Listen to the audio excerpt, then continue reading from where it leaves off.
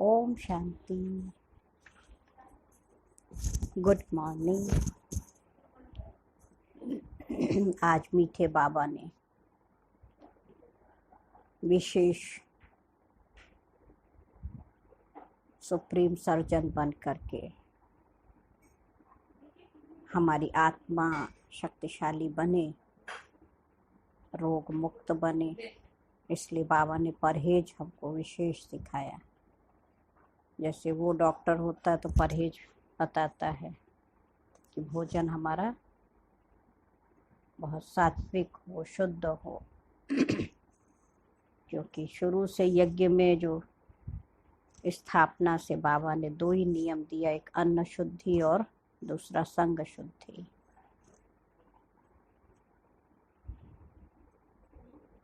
तो हमारा भोजन बाबा ने कहा अपने हाथ से प्यार से बाबा को भोग बनाओ, बाबा को भोग स्वीकार कराओ, फिर भोग बाबा की याद में खाओ। कहा जाता है जैसा अन्न वैसा मन।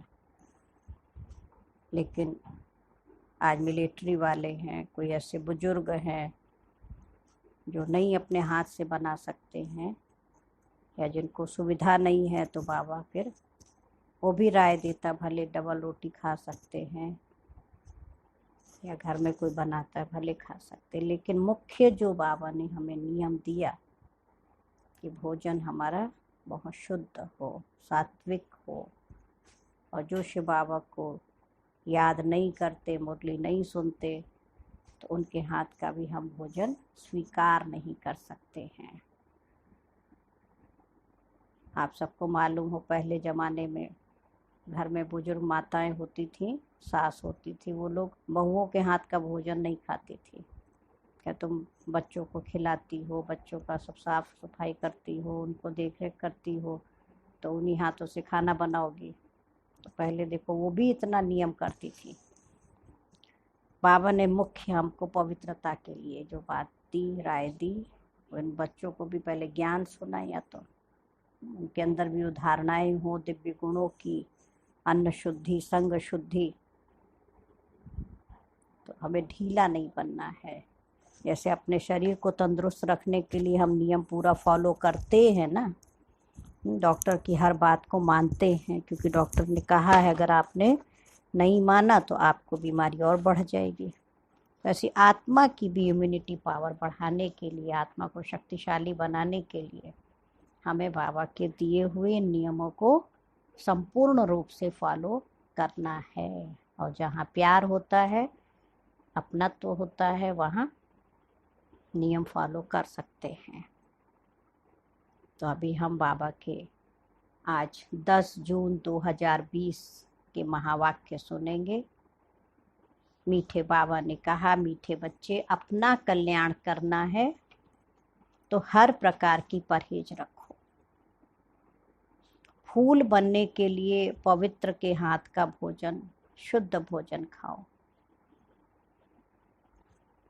प्रश्न है, तुम बच्चे अभी यहाँ ही कौन सी प्रैक्टिस करते हो जो 21 जन्म तक रहेगी?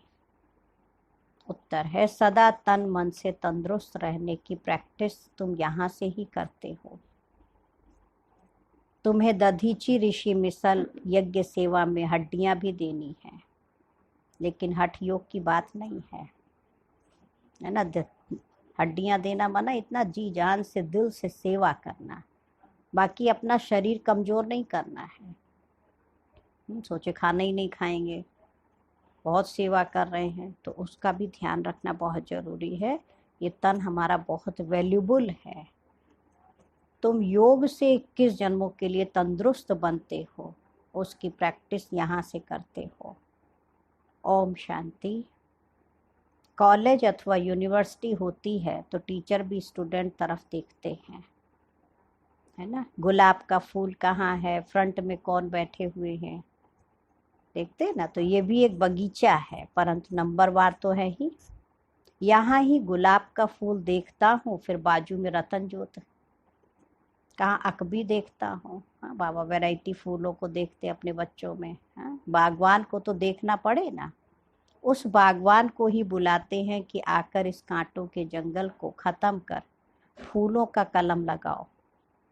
तुम बच्चे प्रैक्टिकल में जानते हो कैसे कांटों से फूलों का सैपलिंग लगता है। तुम्हारे में भी बहुत थोड़े हैं जो इन बातों का चिंतन करते हैं। यह भी तुम बच्चे जानते हो, वो बागवान भी है, खिवैया भी है, सबको ले जाते हैं। फूलों को देख बाप भी खुश होते हैं। हर एक समझते हैं हम कांटों से फूल बन रहे हैं। नॉलेज देखो कितनी ऊंची है। इस समझने में भी बहुत बड़ी बुद्धि चाहिए। ये हैं ही कलयुगी नरकवासी। तुम स्वर्गवासी बन रहे हो। सन्यासी लोग तो घर बार छोड़ भाग जाते हैं, परंतु तुम्हें भागना नहीं है। किसी किसी घर में एक कांटा है तो एक फूल भी है। एक बच्चा बाबा का बना है, वो फूल बन रहा है।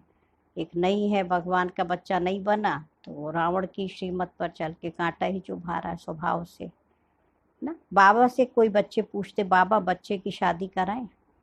बाबा कहेंगे भल कराओ, घर में रखो, संभाल करो। पूछते हैं, इससे ही समझा जाता हिम्मत नहीं है, तो बाबा भी कह देते भल करो। कहते हैं हम तो बीमार रहते हैं, फिर बहू आएगी तो उनके हाथ का खाना पड़ेगा। बाबा कहेगा भल खाओ। ना करूँगा, ना करेंगे क्या? वो भी नहीं कर सकता। क्यों? सरकमस्टांस ऐसे खाना ही पड़े, क्योंकि मोह भी तो है ना। घर में बहू आई तो बात मत पूछो, जैसे कि देवी आ गई, इतने खुश हो जाते हैं। अब ये तो समझने की बात है। हमको फूल बनना है तो पवित्र के हाथ का खाना है। ठीक है, बहू आई है, स्वागत सत्कार करो, सब अच्छी बात है, लेकिन अपने नियम धारणाओं को हमें बहुत अच्छी तरह से निभाना है। कई घरों में होता है, माताएं अच्छे से नियम धारणाओं पर रहती हैं तो बहुएं भी खुश होती हैं। देखो हमारी सास बहुत अच्छी है ना, उनके साथ स्नेह प्यार से रहें। बाकी अपना नियम हम अगर फॉलो करते हैं तो हमें दुआएं मिलती हैं और घर में खुशी भी रहती है, माहौल भी अच्छा रहता है। बाकी तो बाबा सरकमस्टांस देख करके जानता है बच्चा क्या चाहता है ना।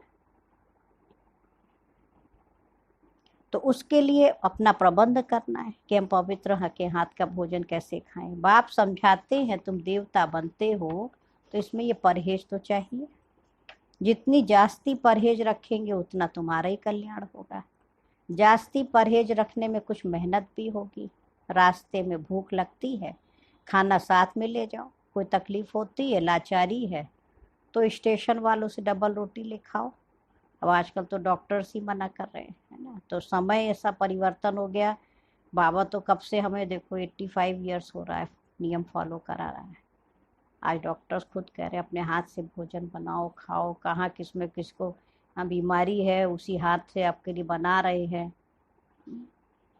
तो इसलिए हमें भोजन की तो बहुत परहेज रखनी है। अब तो इस लॉकडाउन में सबने इतना तो समझ लिया कि जितना हम घर में शुद्धता से बना के खा सकते उतना बाहर में नहीं है शुद्धता। तो बाबा कह रहे इसको ही योग बल कहा जाता है। इसमें हठ योग की तो कोई बात ही नहीं है। शरीर को कमजोर नहीं बनाना है। दधीची ऋषि मिसर हड्डी हड्डी देनी है। इसमें हठ योग की बात नहीं है। ये सब है भक्ति मार्ग की बातें। शरीर को तो बिल्कुल तंदुरुस्त रखना है। योग से 21 जन्मों के लिए तंदुरुस्त बनना है। ये प्रैक्टिस यहाँ ही करनी है। बाबा समझाते, इसमें पूछने की भी दरकार नहीं रहती है। हाँ, कोई बड़ी बात है उसमें मूझते हो तो पूछ सकते हो। छोटी छोटी बातें बाबा से पूछने में कितना टाइम जाता है। बड़े आदमी बहुत थोड़ा बोलते हैं, है ना। शिव बाबा को कहा जाता सदगति दाता। रावण को सदगति दाता थोड़े ही कहेंगे। अगर होता तो उनको जलाते क्यों? बच्चे समझते रावण तो नामी ग्रामी है। भल ताकत रावण में बहुत है, परंतु दुश्मन तो है ना। आधा कल्प रावण का राज्य चलता है, परंतु कब महिमा सुनी है? कुछ भी नहीं। तुम जानते हो रावण 5 विकारों को कहा जाता है। साधु संत पवित्र बनते हैं तो उनकी महिमा करते हैं ना। इस समय के मनुष्य तो सब पतित हैं। भल कोई भी आए, समझो कोई बड़े आदमी आते हैं, कहते हैं बाबा से मुलाकात करें, बाबा उनसे क्या पूछेंगे? उनसे तो यही पूछेंगे कि राम राज्य और रावण राज्य कब सुना है, मनुष्य और देवता कब सुना है। इस समय मनुष्यों का राज्य है या देवताओं का? मनुष्य कौन, देवता कौन? देवता किस राज्य में थे? देवताएं तो होते ही हैं सतयुग में। यथा राजा रानी तथा प्रजा। तुम पूछ सकते हो कि ये नई सृष्टि है या पुरानी। सतयुग में किसका राज्य था, अभी किसका राज्य है? चित्र तो सामने है। भक्ति क्या है, ज्ञान क्या है, ये बाप ही बैठकर समझाते हैं। जो बच्चे कहते बाबा धारणा नहीं होती है, उन्हें बाबा कहते अरे अलिफ और बे तो सहज है, और नहीं ज्ञान धारण कर सकते। लेकिन अल्लाह, अलिफ माने अल्लाह को और स्वर्ग की बादशाही को तो याद कर सकते हो ना। अपने गुणों को, बाबा के गुणों को याद करते रहो। बाबा कहते मुझ बाप को याद करो तो तुम्हें वर्षा मिल जाएगा। भारत में शिव जयंती भी मनाते हैं, परंतु कब भारत में आकर स्वर्ग बनाया? भारत स्वर्ग था ये भी नहीं जानते, भूल गए हैं। तुम कहेंगे हम भी कुछ नहीं जानते थे कि हम स्वर्ग के मालिक थे। अब बाप द्वारा हम फिर से देवता बन रहे हैं। समझाने वाला मैं ही हूँ। सेकंड में जीवन मुक्ति गाया हुआ है, परंतु इनका भी अर्थ थोड़ी समझते हैं। सेकंड में तुम स्वर्ग की परियां बनते हो ना, इनको इंद्र सभा भी कहते हैं। वह फिर इंद्र समझते हैं बरसात बरसाने वाले को। अब बरसात बरसाने वालों की भी कोई सभा लगती है क्या? सोचो, इंद्र लठ, इंद्र सभा, क्या क्या सुनाते हैं। आज फिर से ये पुरुषार्थ कर रहे हैं। पढ़ाई है ना, बैरिस्ट्री पढ़ते हैं तो समझते कल हम बैरिस्टर बनेंगे। तुम आज पढ़ते हो, कल शरीर छोड़ राजाई में जाकर जन्म लेंगे। तुम भविष्य के लिए प्रारब्ध पाते हो, यहाँ से पढ़ कर जाएंगे, फिर हमारा जन्म सतयुग में होगा। एम ऑब्जेक्ट ही है प्रिंस प्रिंसेस बनने की, ये राजयोग है ना। कोई कहे बाबा हमारी बुद्धि नहीं खुलती, ये तो तुम्हारी तकदीर ऐसी है, बाबा भी क्या करे। ड्रामा में पार्ट ऐसा है, उसको बाबा चेंज कैसे कर सकते हैं? स्वर्ग का मालिक बनने के लिए तो सब हकदार हैं, परंतु नंबरवार तो होंगे ना। ऐसे तो नहीं सब बादशाह बन जाएं। कोई कहते ईश्वरीय ताकत है तो सबको बादशाह बना दे, फिर प्रजा कहाँ से आएगी? ये समझ की बात है ना। इन लक्ष्मी नारायण का राज्य था, अभी तो सिर्फ नाम मात्र। महाराजा महारानी है, टाइटल भी दे देते। लाख दो देने से राजा रानी का लक़ब मिल जाता है, फिर चाल भी ऐसी रखनी पड़े। अभी तुम बच्चे जानते हो हम श्रीमत पर अपना राज्य स्थापन कर रहे हैं। वहाँ तो सब सुंदर गोरे होंगे, शरीर भी गोरा, आत्मा भी गोरी। इन लक्ष्मी नारायण का राज्य था ना। शास्त्रों में कल्प की आयु लंबी लिखती, मनुष्य भूल गए हैं। अभी तुम पुरुषार्थ कर रहे हो सांवरे से सुंदर बनने का। अब देवताएं काले होते हैं क्या? ऐसा तो नहीं है। कृष्ण को सांवरा, राधे को गोरा दिखाते। अब सुंदर तो दोनों ही सुंदर होंगे ना। फिर कामचिता पर चढ़ दोनों काले बन जाते। वहां है सुनहरी दुनिया के मालिक। ये है काली दुनिया। तुम बच्चों को एक तो अंदर में खुशी रहनी चाहिए और दैवी गुण भी धारण करने चाहिए। कोई कहते बाबा बीड़ी नहीं छूटती। हाँ देखो, बाबा से भी बच्चे अच्छा है, पूछते हैं, अंदर धारणाएं मजबूत बनानी है तो बाबा से हम सब राय लेते ना। तो बाबा कहेगा अच्छा बहुत पियो। पूछते हो तो क्या कहेंगे? परहेज में नहीं चलने से गिरोगे ना। अरे माँ बाप कह रहे बच्चे सुधर जाओ, ये नहीं खाओ पियो, कहते छूटता ही नहीं है, तो माँ बाप भी क्या कहेंगे और पियो। खुद अपनी समझ होनी चाहिए ना। हम देवता बनते हैं तो हमारी चाल चलन खान पान कैसा होना चाहिए। सब कहते हैं हम लक्ष्मी को वरेंगे, नारायण को वरेंगे, तो बाबा क्या कहेगा? अच्छा अपने में देखो तो कैसे गुण हैं। हम बीड़ी पीते हैं फिर नारायण बन सकेंगे? बाप भी कैसे समझाए, है ना। नारद की भी कथा है। नारद को एक तो नहीं है, जब मनुष्य भक्त नारद है ना, सभी है। तो सबको बाबा कह रहे तुम ही वही नारद हो, कहते लक्ष्मी को वरेंगे और बीड़ी छूट नहीं रही। बाप कहते देवता बनने वाले बच्चे अंतर्मुखी बन के अपने आप से बातें करो। कि जब हम देवता बनते हैं तो हमारी चलन कैसी होनी चाहिए। जब हम देवता बनते हैं तो शराब नहीं पी सकते, बीड़ी नहीं पी सकते, विकार में नहीं जा सकते, पतित के हाथ का खाना नहीं खा सकते, नहीं तो अवस्था पर असर हो जाएगा। ये बातें बाबा बैठकर बच्चों को अच्छी रीति समझाते हैं। बच्चे बनना है तो ये सब नियम हमें फॉलो करने हैं। ड्रामा के राज को भी कोई नहीं जानते, ये नाटक है, सब पार्टधारी हैं। हम आत्माएं ऊपर से आती हैं पार्ट बजाने, तो सारी दुनिया के एक्टर्स को भी बजाना है। सबका अपना अपना पार्ट है। कितने पार्टधारी हैं, कैसे पार्ट बजाते हैं, ये वैरायटी धर्मों का झाड़ है। एक आम के झाड़ को वैरायटी झाड़ नहीं कहेंगे, उसमें तो आम ही होगा। ये मनुष्य सृष्टि का झाड़ तो है, परंतु इनका नाम है वैरायटी धर्मों का झाड़। बीज एक ही है, मनुष्यों की वैरायटी देखो कितनी है, कोई कैसे कोई कैसे। ये बाप बैठकर समझाते हैं। मनुष्य तो कुछ नहीं जानते, मनुष्यों को बाप ही पारस बुद्धि बनाते हैं। तुम बच्चे जानते हो इस पुरानी दुनिया में बाकी थोड़े रोज हैं।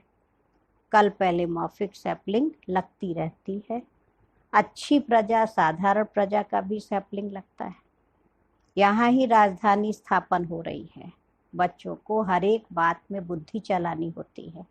ऐसे नहीं मुरली सुनी ना सुनी, यहाँ बैठे भी बुद्धि बाहर भागती रहती है। ऐसे भी हैं कोई तो सम्मुख मुरली सुनकर बहुत गदगद होते हैं, मुरली के लिए भागते हैं, भगवान पढ़ाते हैं, तो ऐसी पढ़ाई छोड़नी चाहिए।